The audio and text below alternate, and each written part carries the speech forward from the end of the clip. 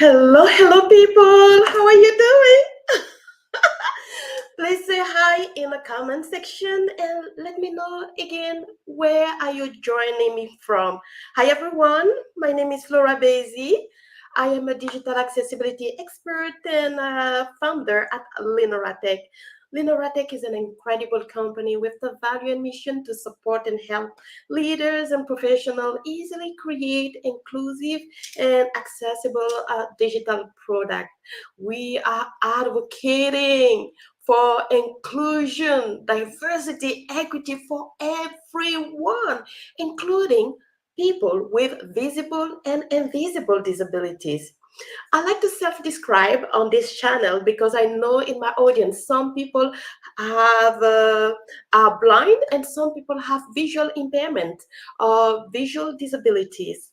I am a Black woman. I am currently rocking again my long straight hair. It's black and kind of wine or burgundy at the end, and I'm wearing a suit that is orange, a jumper that is black, and I'm wearing a necklace that is kind of silver, teal. It's a multiple color kind of necklace. I love it. Please don't be shy. As you all know, this platform is really an opportunity for you and I to engage, to discuss topics that are very important. And I think that a collaboration is really what can take us to the next level. Okay, I see a few comments. Again, if you have any question, if you want to share your thought, if you have any comment, just put it in a comment section. I promise you I can see everything live. Ooh, I see Raf. Raf is here. Hi, Raf. I'm super happy that you're here. Raf is an incredible person.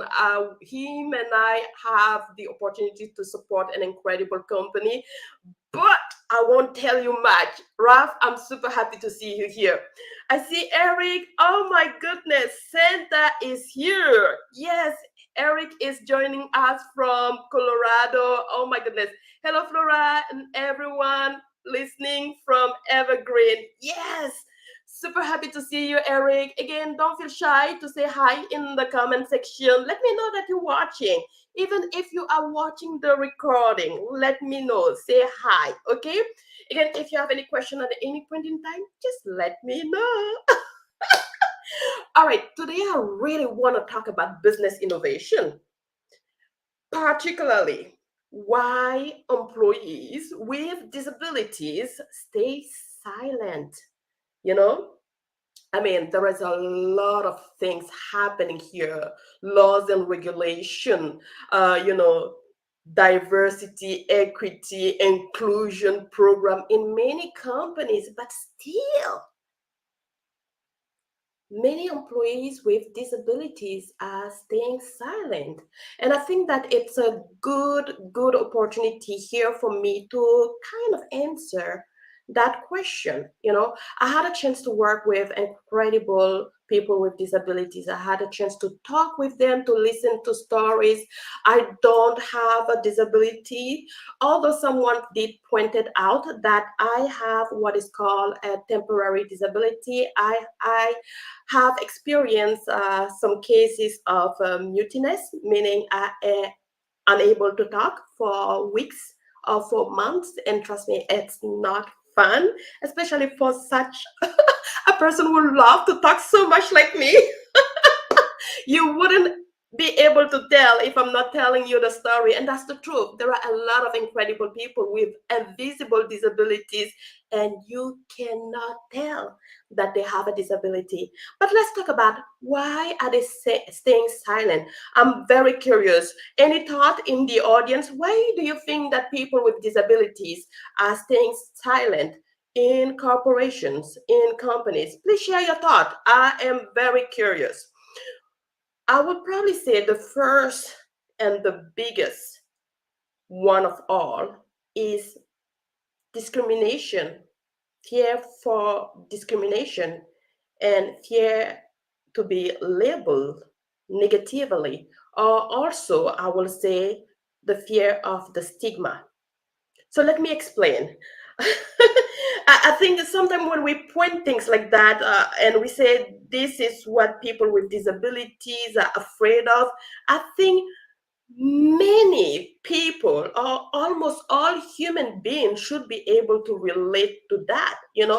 Have you been in a company or in a place or in a circle or in a network before where you felt a little bit of fear, and you even felt that you are fearful to share new ideas, you know? Sometimes it could be fear of just you lacking maybe enough information or skills in that area. But sometimes it is really a big fear of discrimination. People with disabilities are afraid oftentimes to self-disclose because, again, leaders or teams or anybody, stakeholders working with them will hold them accountable, quote to quote, because they disclosed their disability. I remember I spoke with an incredible designer who is blind, who told me he's been creating websites for clients. He's been talking to them over the phone. They never knew he was blind and he was not going to disclose that information. Well, he didn't disclose that information for a long time. And that was because he knew if he had to disclose that information, they will judge him not based on the skills, not based on his contribution, not based on what he can do, but rather based on the fact that he is blind. And that is so, so sad. There are incredible people with disabilities, and all of them have a little bit of nuance when it comes to what they can do and what they cannot do. So it's really important to move away from stigma.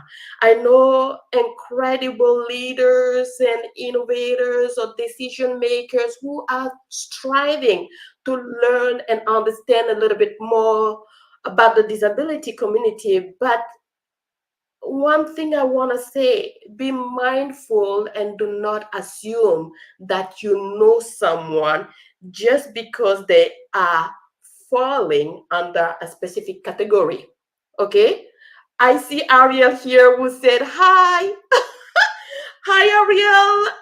Ariel is greeting from Argentina. Oh gosh. Hi, Ariel. Ariel, for example, is an incredible engineer. He is a software developer. You wouldn't be able to tell that Ariel is blind. And Ariel, I've seen a lot of posts from other people who got a chance to work with you. Oh my goodness, it was just amazing for me to see what they were saying about Ariel. They say Ariel is incredible. His work and advocacy, the way he is creating product is with inclusion in mind. But imagine if a leader, right, who has to believe that a person who's blind has a certain limitation, they might not have an open mind to, hire someone like Ariel, thinking, oh no, he cannot see, so he cannot be a developer in my company. This is wrong. We gotta stop with the labeling of people. We have to stop with the discrimination of people. You don't know what a person with a disability is able to do. And meeting one person with a disability doesn't mean that you are meeting everyone with the same disability. Someone with a disability might say, I cannot do that. But the next person might say, oh gosh, piece of cake. Piece of cake, So you gotta be very open and very mindful. I just saw a post from an incredible person. His name is James Field. He's just an incredible advocate in accessibility. And I had a chance actually to sit with him. He did join me as a guest speaker on this platform. He shared this. Let me show you exactly what he shared. He shared this incredible post. I am going to describe the post a little bit. On the post is black. It's an image with different people in different position and different, I believe, gender and race.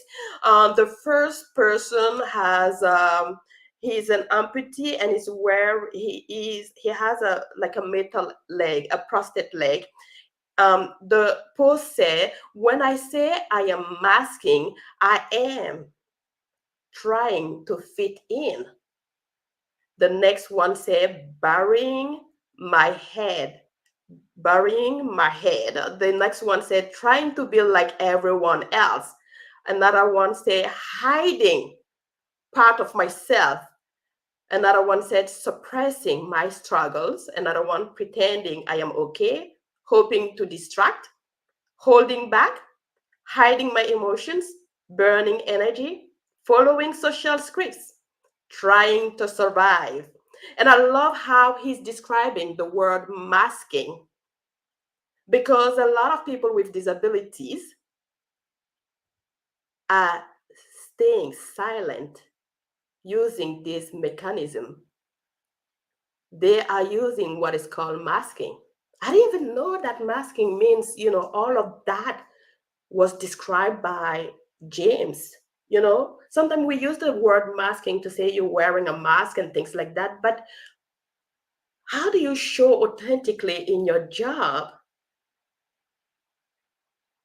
You know, if you are wearing a mask to fit in, if you are wearing a mask not to disclose certain things, if you are wearing a mask because of fear of discrimination, because of fear of label, it is really impacting your life and also the company. Sometimes people will feel like, oh, that's not a company problem, it's the individual problem, but that's not true. You know, whenever people with disabilities stay silent, there is a limitation for innovation. You are guaranteed not to be able to attract incredible clients with disabilities. You are guaranteed that eventually you might lose the company reputation because of lawsuit as well. So think about it. There is a lot of impact negatively that can happen if, you know, employees with disabilities are staying silent. So you want to really make sure to embrace and allow everyone to be open, to engage. One of the biggest reasons why people with disabilities are also staying silent is because if they disclose their disabilities, some people will think that they are less capable, which is what I've explained already. Some will even remove opportunity for them to get a promotion because they will again judge them. So think about all of that and have an open mind. It's really, really important. What do you think? Do you have any other reason why people with disabilities are staying silent? Feel free to share in the comments. I hope that makes sense.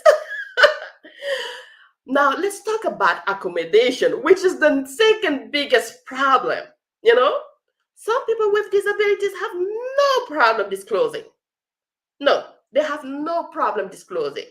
Listen, I am a person who is blind. This is my skills. This is what I can contribute, but I need a screen reader on,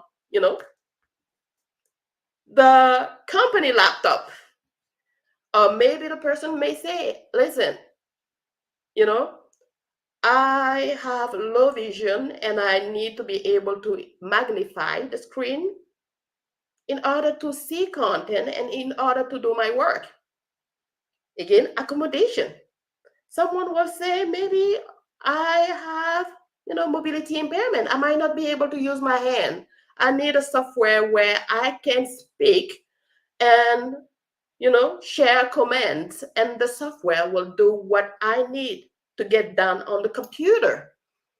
Again, accommodation, but everyone is asking for accommodation. I remember one case. I joined a company, and guess what? They didn't have a chair for me.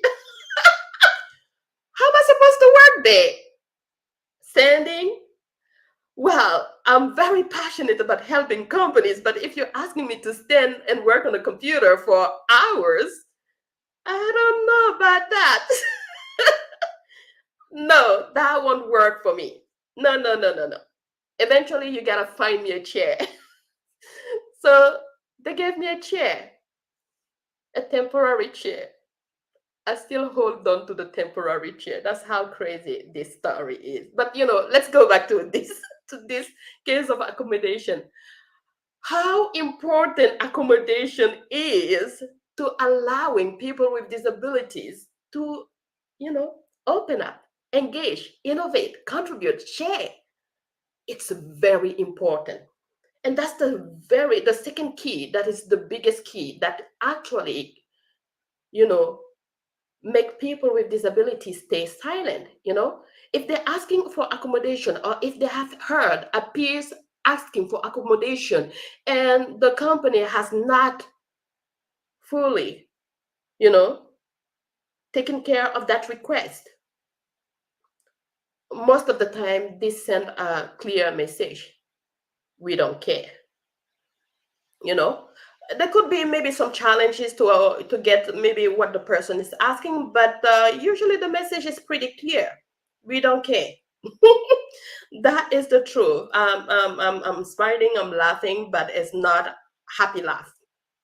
It's a bit, let's just say, it's a bit on the ridiculous side, but again, this is me just being blunt. Forgive me for being just too transparent, but that's the truth.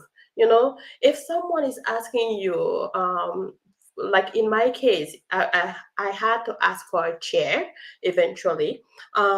It means that something is missing, and something is may prevent me from doing my work. So whenever a person with a disability come and ask for accommodation, please be mindful and open to see how you can make that happen, because you are literally limiting the person from contributing, from being engaged, and or from bringing their own diverse perspective in the table on the table. When someone feel like the company cares, they bring what they need. They are understanding of also the person disabilities. They are flexible, they are open. It shows. And when it shows, this person with a disability can only fly up. This person with disabilities is not if afraid to share or bring diverse perspective to the table. A person with a disability is an individual who has incredible amount of knowledge if you are giving them a chance to disclose what they have in mind. Most of the time they are adapting quickly. They are learning new ways to do certain things faster, and so they are very versed in the technology that they are using. So be open-minded to learn. you know it might take time sometimes. I'm not saying that it won't. Anything can take time at the beginning, but you will see how fast this process is gonna evolve if you just take the time at the beginning. And it makes so much sense. I saw an article, I think from Deloitte, that says actually when a person with a disability feel included in spaces, they are 6 times more likely to engage and innovate. They are 6 times more likely to bring ideas that strike and spark innovation and creation. And they are educating the network they have around them. And that include teams, leaders, managers, and so much more. But when we are closing them off, we are not caring. They start using what Jamie call masking.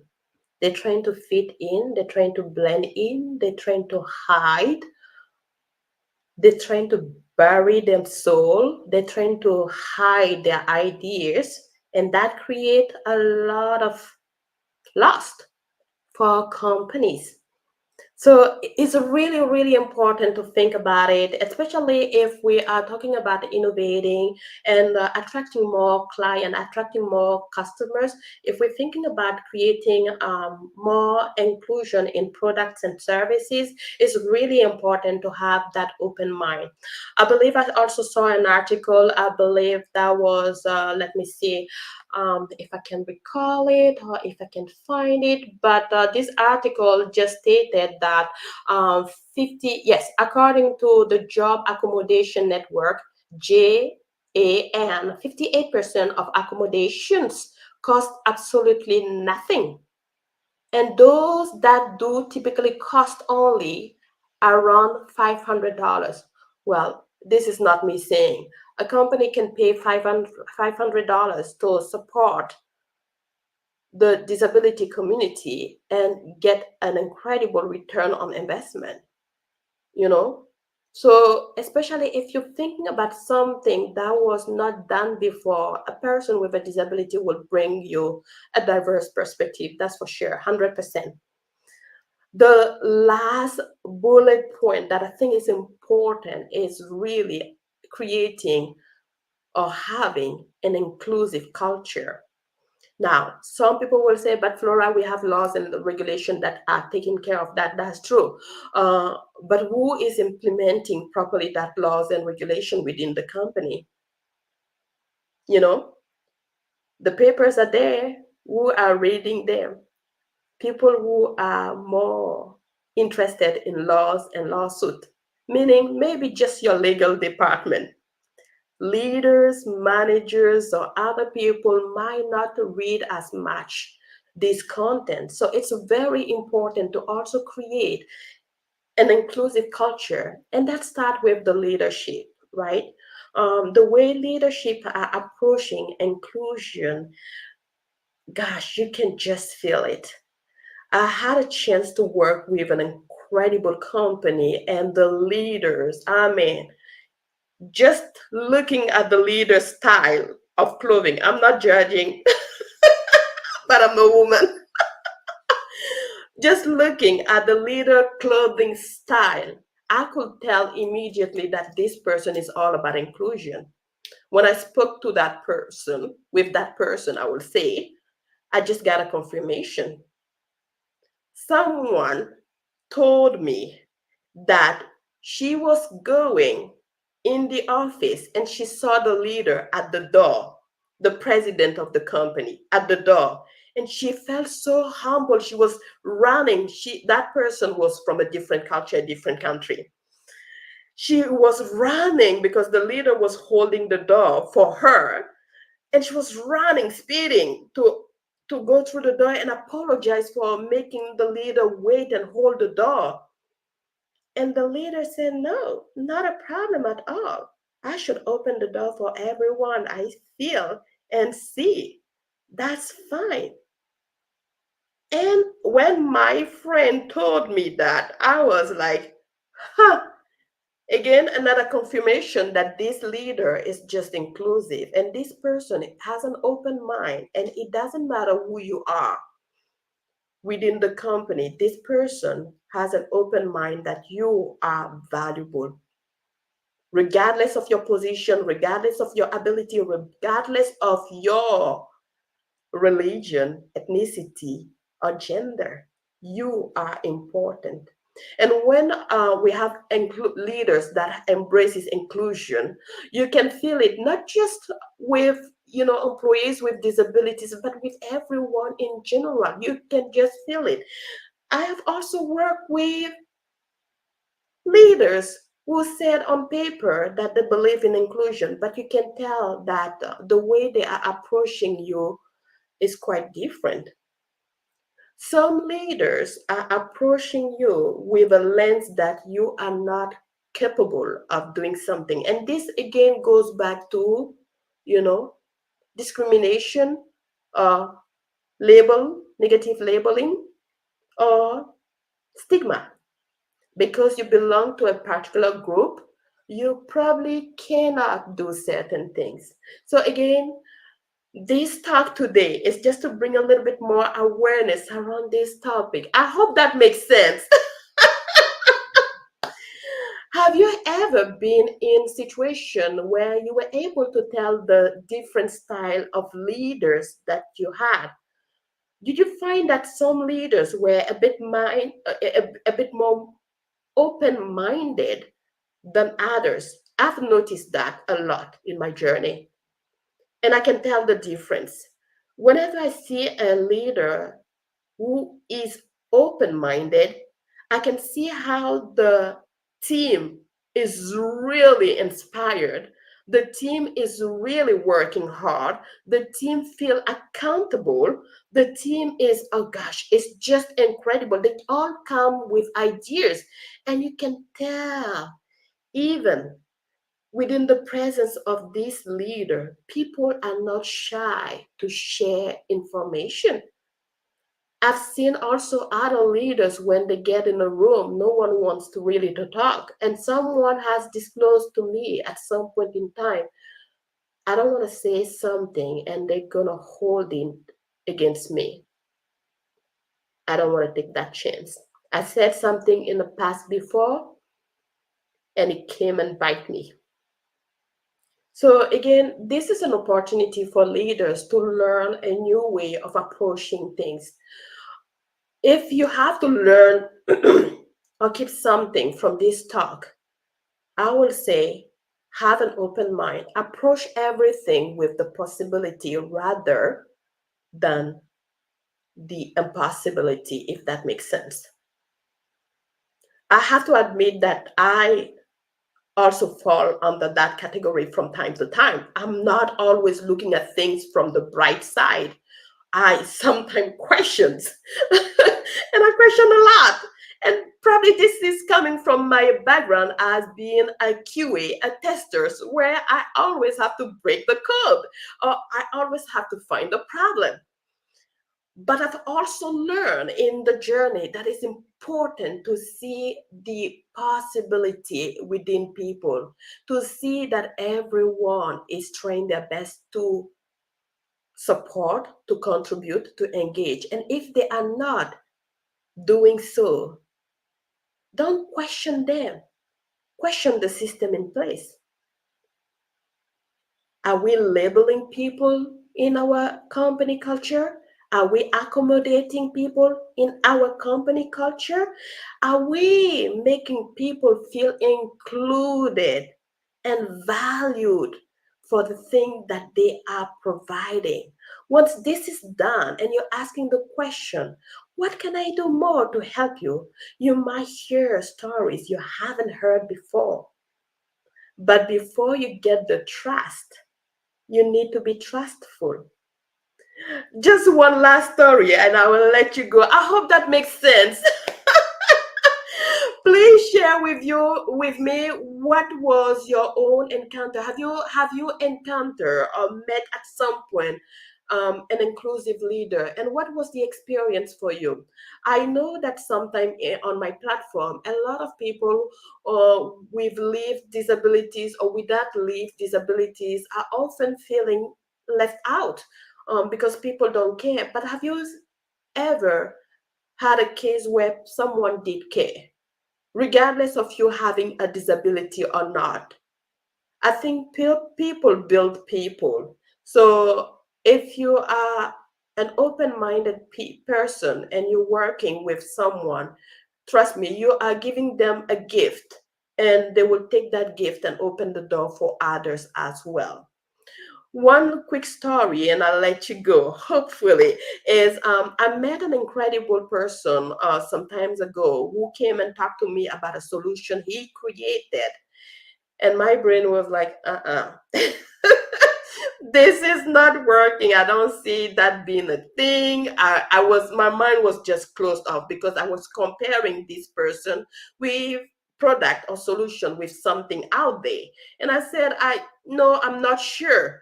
But then I said, Flora, what are you doing? Stop it. What are you doing? Are you giving that person a chance to really talk to you? Are you approaching this conversation with an open mind? And I realized no, I was labeling the person from the get go. Not that I intentionally did that, but I just got in that, you know, in that, I don't even know how you explain that, but that was the, you know, the approach that I took.